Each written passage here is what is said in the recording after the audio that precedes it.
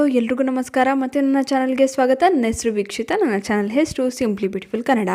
ನಮ್ಮ ಅಡುಗೆ ಮನೆಯಲ್ಲಿ ಕೊತ್ತಂಬರಿ ಬೀಜ ಇದ್ದೇ ಇರುತ್ತದೆ. ಇದು ಅಡುಗೆಯ ರುಚಿಯನ್ನು ಹೆಚ್ಚಿಸುವುದು ಅಷ್ಟೇ ಅಲ್ಲ, ಆರೋಗ್ಯಕ್ಕೂ ಕೂಡ ಬಹಳ ಒಳ್ಳೆಯದು. ಆಯುರ್ವೇದದಲ್ಲೂ ಧನಿಯಾ ಬೀಜಗಳ ಬಳಕೆ ಮಾಡಲಾಗುತ್ತದೆ. ಇದು ಹಲವಾರು ರೋಗಗಳಿಂದ ನಿಮ್ಮನ್ನು ಕಾಪಾಡುವ ಶಕ್ತಿಯನ್ನು ಹೊಂದಿದೆ, ಹಾಗೆ ಹಲವಾರು ರೋಗಗಳನ್ನು ಗುಣಪಡಿಸುವ ಶಕ್ತಿಯನ್ನು ಹೊಂದಿದೆ. ಬನ್ನಿ ಹಾಗಾದರೆ ಇವತ್ತಿನ ವಿಡಿಯೋನಲ್ಲಿ ಧನಿಯಾ ಬೀಜದ ಉಪಯೋಗಗಳ ಬಗ್ಗೆ ತಿಳಿಯೋಣ. ಹಾಗೆ ಧನಿಯಾ ಬೀಜವನ್ನು ಹೇಗೆ ಉಪಯೋಗ ಮಾಡಬೇಕು, ಇದರಿಂದ ಯಾವೆಲ್ಲ ರೋಗಗಳಿಂದ ಮುಕ್ತಿ ಹೊಂದಬಹುದು ತಿಳಿಯೋಣ. ನಿಮಗೆ ಗೊತ್ತಾ, ಧನಿಯಾ ಬೀಜ ಅಥವಾ ಕೊತ್ತಂಬರಿ ಬೀಜದ ಸೇವನೆಯಿಂದ ಭಯಂಕರ ರೋಗಗಳನ್ನು ಗುಣಪಡಿಸಿಕೊಳ್ಳಬಹುದು.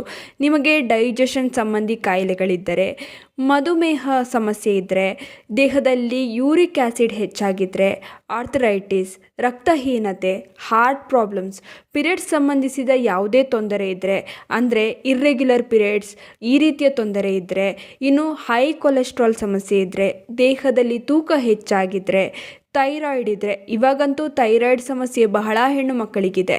ಈ ಸಮಸ್ಯೆಗೂ ಕೂಡ ಧನಿಯಾ ಬೀಜ ಬಹಳ ಒಳ್ಳೆಯದು. ಅಷ್ಟೇ ಅಲ್ಲ, ಕೂದಲು ಹಾಗೂ ಸ್ಕಿನ್ ಪ್ರಾಬ್ಲಮ್ಸ್ಗೂ ಉತ್ತಮ. ಧನಿಯಾ ಬೀಜ BP ಸಮಸ್ಯೆಗೂ ಬಹಳನೇ ಉತ್ತಮ. ಧನಿಯಾ ಬೀಜದಿಂದ ಇಷ್ಟೆಲ್ಲ ಲಾಭವನ್ನು ಪಡೆಯಲು ಸೇವಿಸುವ ಸರಿಯಾದ ವಿಧಾನವಿದೆ. ಹಾಗೆ ಮಾಡಿದ್ರೆ 100% ನಿಮಗೆ ಸಮಸ್ಯೆಗೆ ಪರಿಹಾರ ದೊರೆತಂತೆ. ಹೇಗೆ ಅಂತ ನಾನು ಇವತ್ತು ತಿಳಿಸ್ಕೊಡ್ತಾ ಇದ್ದೇನೆ. ಇದಕ್ಕೆ ನೀವು ಮಾಡಬೇಕಾದದ್ದು ಇಷ್ಟೇ. ರಾತ್ರಿ ಮಲಗುವ ಮೊದಲು 1 ಲೋಟ ನೀರಿಗೆ 1 ಚಮಚ ಧನಿಯಾ ಬೀಜವನ್ನು ಹಾಕಿ ರಾತ್ರಿ ಎಲ್ಲ ನೆನೆಸಿಡಿ. ಬೆಳಗ್ಗೆ ಇದನ್ನು ಕುದಿಸಿ 1 ಗ್ಲಾಸ್ ನೀರು ಅರ್ಧ ಲೋಟ ಆಗುವವರೆಗೂ ಕುದಿಸಿ, ನಂತರ ಇದನ್ನು ಶೋಧಿಸಿ ಕುಡಿಯಿರಿ. ಬಿಸಿ ಇರುವಾಗಲೇ ಕುಡಿಬೇಕು. ಯಾವಾಗ ಕುಡಿಬೇಕು? ಬೆಳಗ್ಗೆ ಖಾಲಿ ಹೊಟ್ಟೆಗೆ ಕುಡಿಬೇಕು. ಈ ಕೊತ್ತಂಬರಿ ಬೀಜದ ನೀರು ಬಹಳ ತಂಪು. ಇದು ದೇಹದಲ್ಲಿರುವ ಅಧಿಕ ಉಷ್ಣಾಂಶವನ್ನು ಕಡಿಮೆ ಮಾಡುತ್ತದೆ. ಇನ್ನು ಕೆಲವರಿಗೆ ದೇಹದಲ್ಲಿ ಪ್ರತಿದಿನ ಉಷ್ಣತೆ ಹೆಚ್ಚಾಗಿರುತ್ತದೆ, ಹಾಗೆ ಪಾದಗಳಲ್ಲೂ ಉರಿ ಕಾಣಿಸ್ಕೊಳ್ತಾ ಇರುತ್ತೆ. ಅವರು ಈ ನೀರನ್ನು ಕುಡಿದ್ರೆ ಬಹಳ ಒಳ್ಳೆಯದು.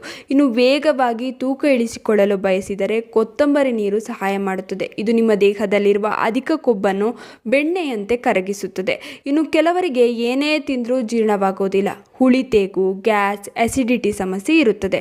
ಅದಕ್ಕೂ ಕೂಡ ಈ ಕೊತ್ತಂಬರಿ ಬೀಜದ ನೀರು ಬಹಳ ಒಳ್ಳೆಯದು. ಇವತ್ತಿನಿಂದಲೇ ನೀವು ಕುಡಿಯಲು ಆರಂಭಿಸಬೇಕು. ಇನ್ನು ಮಧುಮೇಹ ಸಮಸ್ಯೆಯನ್ನು ನಿಯಂತ್ರಣಕ್ಕೆ ತರುವುದು ಬಹಳ ಕಷ್ಟ. ಕೊತ್ತಂಬರಿ ನೀರಿನಿಂದ ಇದನ್ನು ಕೂಡ ನಿಯಂತ್ರಿಸಬಹುದು. ಕಾರಣ, ಇದು ರಕ್ತದಲ್ಲಿನ ಇನ್ಸುಲಿನ್ ಪ್ರಮಾಣವನ್ನು ನಿಯಂತ್ರಿಸುತ್ತದೆ. ರಕ್ತದಲ್ಲಿನ ಸಕ್ಕರೆ ಮಟ್ಟ ಕಡಿಮೆಯಾದರೆ ಮಧುಮೇಹ ಸಮಸ್ಯೆಯಿಂದ ಪರಿಹಾರ ದೊರೆಯುತ್ತದೆ. ಪಿರಿಯಡ್ಸ್ ಸಮಸ್ಯೆ ಕಡಿಮೆ ಆಗುತ್ತದೆ. ಕೆಲವರಿಗೆ ಸರಿಯಾಗಿ ಪಿರಿಯಡ್ಸ್ ಆಗೋದಿಲ್ಲ, ಅಥವಾ ಪಿರಿಯಡ್ ಸಮಯದಲ್ಲಿ ತುಂಬಾ ಹೊಟ್ಟೆ ನೋವು, ಅಧಿಕ ರಕ್ತಸ್ರಾವದಿಂದ ಬಳಲುತ್ತಿರುತ್ತಾರೆ. ಅಂಥವರು ಕೂಡ ಧನಿಯಾ ನೀರು ಕುಡಿದರೆ ಉತ್ತಮ. ಅನಿಮಿಯಾ, ರಕ್ತಹೀನತೆ ಸಮಸ್ಯೆ ಕೆಲವರಿಗೆ ಇದೆ. ಇದಕ್ಕೂ ಕೂಡ ಕೊತ್ತಂಬರಿ ಬೀಜದ ನೀರು ಬಹಳ ಉತ್ತಮ. ಇದು ದೇಹದಲ್ಲಿ ರಕ್ತದ ಪ್ರಮಾಣವನ್ನು ಹೆಚ್ಚಿಸುತ್ತದೆ.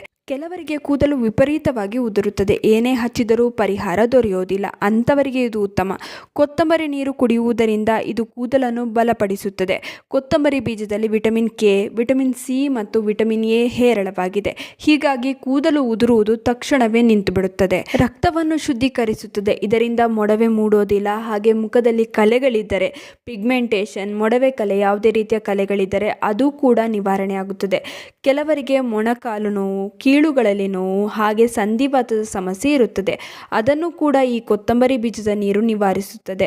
ಇದು ನಿಮಗೆ ತುಂಬಾನೇ ಆರಾಮವನ್ನು ಒದಗಿಸುತ್ತದೆ. ಬೇಡದ ಕೊಲೆಸ್ಟ್ರಾಲ್ ಅನ್ನು ಕರಗಿಸುತ್ತದೆ. ಇದರಿಂದ ಹೃದಯವು ಆರೋಗ್ಯವಾಗಿರುತ್ತದೆ. ಹೈ ಕೊಲೆಸ್ಟ್ರಾಲ್ ಸಮಸ್ಯೆ ಇರುವವರು ಪ್ರತಿದಿನ ಧನಿಯಾ ನೀರನ್ನು ಕುಡಿದರೆ ಒಳ್ಳೆಯದು. ಇನ್ನು ಮಲಬದ್ಧತೆಯನ್ನು ಇದು ನಿವಾರಿಸುತ್ತದೆ. ದೇಹದಲ್ಲಿ ರೋಗ ನಿರೋಧಕ ಶಕ್ತಿಯನ್ನು ಹೆಚ್ಚಿಸುತ್ತದೆ. ಹೀಗೆ ಹೇಳ್ತಾ ಹೋದರೆ ಇದರ ಲಾಭಗಳ ಪಟ್ಟಿ ಮುಗಿಯಲ್ಲ. ಆದ್ದರಿಂದ ನೀವು ಒಟ್ಟಾರೆ ಆರೋಗ್ಯವನ್ನು ಕಾಪಾಡಬೇಕೆಂದಿದ್ದರೆ ತಪ್ಪದೆ ಪ್ರತಿದಿನ ಬೆಳಗ್ಗೆ ಎದ್ದ ಕೂಡಲೇ 1 ಲೋಟ ಕೊತ್ತಂಬರಿ ಬೀಜದ ನೀರನ್ನು ಸೇವನೆ ಮಾಡಿ. ನೋಡೋದ್ರಲ್ಲ, ನಮ್ಮ ಅಡುಗೆ ಮನೆಯಲ್ಲಿರುವ ಧನಿಯಾ ಬೀಜದಿಂದ ನಿಮಗೆ ಊಹಿಸಲು ಸಾಧ್ಯವಿಲ್ಲದಷ್ಟು ಆರೋಗ್ಯ ಲಾಭ ದೊರೆಯುತ್ತದೆ. ಆದ್ದರಿಂದ ತಪ್ಪದೆ ಪ್ರತಿದಿನ ಧನಿಯಾ ಬೀಜದ ನೀರನ್ನು ಕುಡಿಯಲು ಮರೆಯದಿರಿ. ಇನ್ನು ಈ ವಿಡಿಯೋ ನಿಮ್ಮೆಲ್ರಿಗೂ ಇಷ್ಟ ಆಗಿರುತ್ತೆ ಅಂತ ಅಂದ್ಕೊಂಡಿದ್ದೀನಿ. ಹೇಗೆ ಅನ್ನಿಸ್ತು ಅಂತ ಕಮೆಂಟ್ ಸೆಕ್ಷನಲ್ಲಿ ತಿಳಿಸೋದನ್ನ ಮರಿಬೇಡಿ. ಆದಷ್ಟು ಈ ವಿಡಿಯೋನ ನಿಮ್ಮ ಫ್ರೆಂಡ್ಸ್ ಹಾಗೂ ಫ್ಯಾಮಿಲಿ ಜೊತೆ ಶೇರ್ ಮಾಡ್ಕೊಳ್ಳಿ. ಹಾಗೆ ಲೈಕ್ ಮಾಡೋದನ್ನ ಮರಿಬೇಡಿ. ನೀವಿನ್ನೂ ನಮ್ಮ ಚಾನಲನ್ನು ಸಬ್ಸ್ಕ್ರೈಬ್ ಮಾಡ್ಕೊಂಡಿಲ್ಲ ಅಂದರೆ ದಯವಿಟ್ಟು ನಮ್ಮ ಚಾನಲನ್ನು ಸಬ್ಸ್ಕ್ರೈಬ್ ಮಾಡ್ಕೊಳ್ಳಿ. ಹಾಗೆ ಪಕ್ಕದಲ್ಲೇ ಇರುವ ಬೆಲ್ ಬಟನನ್ನು ಕ್ಲಿಕ್ ಮಾಡಿ. ಹೀಗೆ ಪ್ರೋತ್ಸಾಹ ಕೊಡ್ತಾ ಇರಿ. ಪ್ರೋತ್ಸಾಹ ಕೊಡ್ತಿರೋ ನಿಮ್ಮೆಲ್ರಿಗೂ ತುಂಬಾ ಥ್ಯಾಂಕ್ ಯು.